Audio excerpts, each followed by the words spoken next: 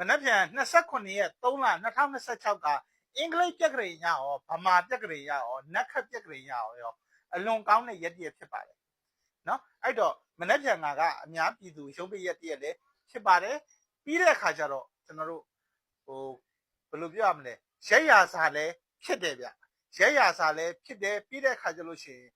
တကွန်အောင်လန်ရက်အမျိုးစားထဲမှာလည်းပါတယ်ဟောတခါအင်္ဂလိပ်ပြက်ကလေးရပြန်ကြည့်မယ်ဆိုလို့ရှိရင်လည်းနက်ခတ်ပေတွေကအလွန်ကောင်းတဲ့ရက်ဖြစ်တယ်ဒီနေရာမှာဗီဒီယိုရှယ်လျားမှာဆိုလို့ကျွန်တော်အများကြီးတော့မပြောတော့ဘူးအဲ့လိုမျိုးကောင်းတဲ့ရက်တရက်မှာကျွန်တော်တို့ကဘာလုပ်တင်လဲလို့မေးလို့ရှိရင်ယာတီဥဒုကိုလည်းလိုက်ပြီးတော့ကုသိုလ်ကံလည်းဖြစ်အောင်ရေလူပြည့်အောင်လှူပေးပါနဲသည်များသည်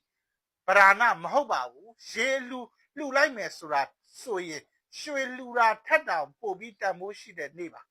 နော်ရေကိုလှူတယ်ဆိုတာအသက်ကိုရောအစင်းကိုရောရုပ်ကိုရောကျမ်းမာခြင်းကိုရောလှူတာဖြစ်ပါတယ်ဒါကြောင့်မလို့တက်ကြီးရွယ်ကိုပဲဖြစ်ဖြစ်ခလေးသူငယ်ပဲဖြစ်ဖြစ်လမ်းသွားလမ်းလာပဲဖြစ်ဖြစ်ရေလှူရမ်းလိုက်မယ်ဆိုရင်မကောင်းတဲ့ကံတွေအားလုံးကျေသွားပါလိမ့်မယ်အခုလာမဲ့1388ခုနှစ်တစ်နှစ်လုံးတော့ကြံလေးရောက်ခဏနေပြီဆိုတော့တစ်နှစ်လုံးစိတ်ချမ်းသာရပါလိမ့်မယ်ကျွန်တော်တို့မြန်မာပြည်ကလည်းစကွင်းတရတပတ်ခက်ကိုတစ်နှစ်အရာကြံကြဆိုလို့